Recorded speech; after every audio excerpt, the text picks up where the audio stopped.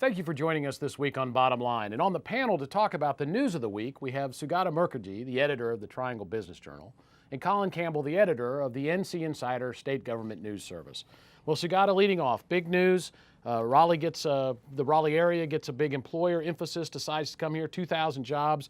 And apparently Raleigh and Charlotte are in the running for an Amazon headquarters that would purportedly bring 50,000 jobs to the state of North Carolina. Tell us a little bit about this. Well, Joe, Raleigh and Charlotte and perhaps 80 other cities in the country that would like to have Amazon build their second, what they're calling the second corporate headquarters.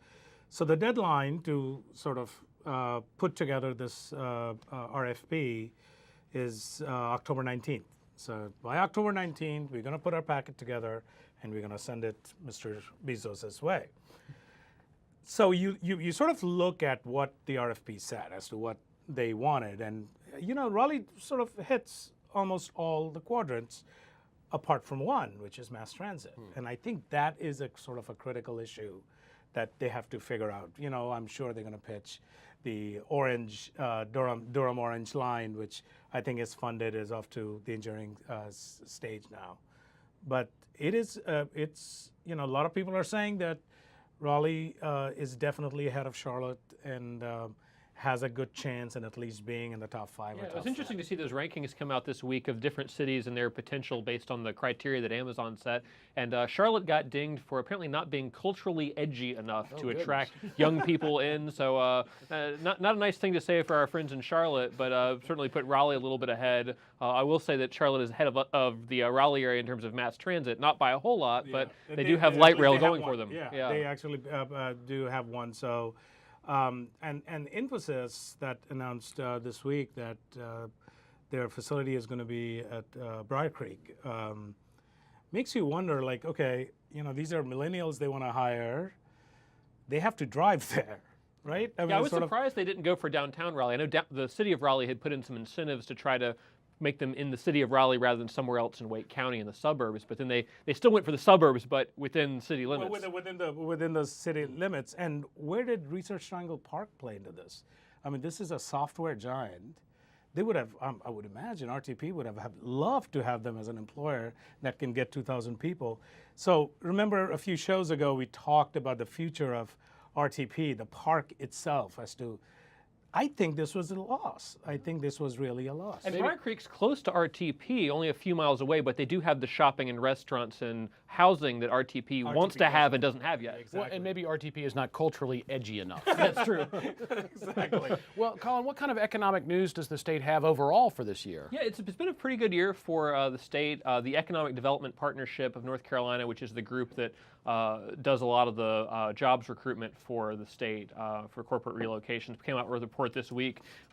Through August, they have helped bring 13,345 new jobs to the state for a total of $2.33 billion in new investment. That's up, I think, slightly from last year. A total of, I think, 95 different jobs announcements, a fairly decent number of them in the poorer counties. So good news from that front. We don't have great year-over-year numbers yet, so it's hard to tell, but I do think, you know, not having House Bill 2 preventing some of these bigger deals for the tech companies and others coming through has been a help for Governor Cooper's commerce team. Well, other than Infosys, let's not forget about Credit Suisse. Yeah, absolutely. I mean, they directly connected the HB2 that we would not have come.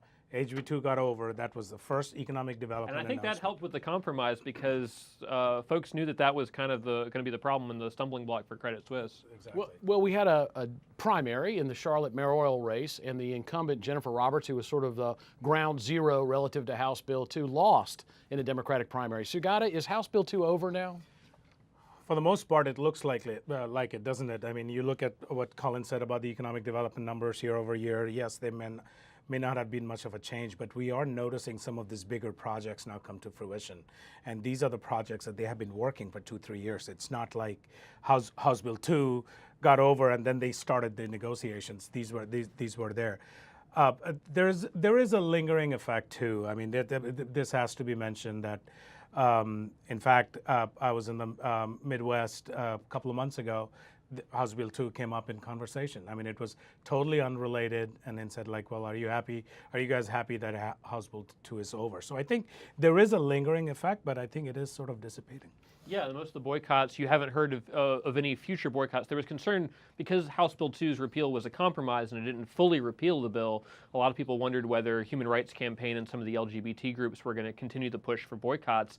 And I think they have, but they haven't been successful. You haven't heard about, major concerts canceled, major business conferences not coming to the state. It just kind of fizzled out. Well, we think of Charlotte as being the business capital of North Carolina.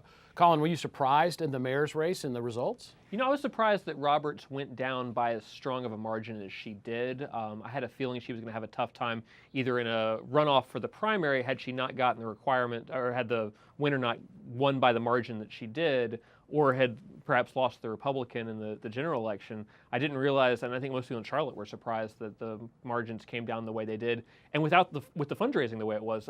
Jennifer Roberts spent a lot of money on ads. Vi Lyles, who won, spent hardly any money, I think virtually nothing on ads, and yet wins by this margin. Obviously, Roberts is extremely unpopular in Charlotte right now. One of the stories that came out, of course, it's another week in another set of rankings. North Carolina listed as third in terms of solar energy production in the country. What is the future of solar in the state? Are we going to continue to see this as a robust industry? There seems to be some political attention that it's paid. Some people in the legislature not as confident that the solar industry is the future for the state of North Carolina. But are we missing out if we don't try to make this a part of North Carolina's economic future? Certainly, in terms of numbers, it looks like it. And then you look at the tech geniuses that are sort of changing the lives of Americans, such as Elon Musk, for example. I mean, they're sort of all into these kind of energy efficient living, if you may, and which has lesser of a carbon footprint. And in that regard, North Carolina has always been sort of very high up in terms of dollars spent on solar development. So it is good to know that despite what the legislature has done over the years with the tax credits, that I think the movement towards these developments still continues. Yeah, and the tax credit change doesn't seem to have hurt it too much. And generally, the solar policy has been fairly smooth sailing through the legislature now. The opposition to it under some sort of scientifically sketchy premises like that'll hurt farmland doesn't seem to be there in the legislature anymore. Well, Colin, with the final 30 seconds we have in this segment, what's the latest on judicial redistricting? So that is moving along. There's a committee that met in Raleigh this past week, hasn't made much progress on it yet, but they're going to have a new version of the House redistricting plan for Superior Court and District Court judges out probably towards the end of this month, and then we'll see if it has enough support to go through both the House and Senate. Senate is where it's going to run up with some trouble, I think.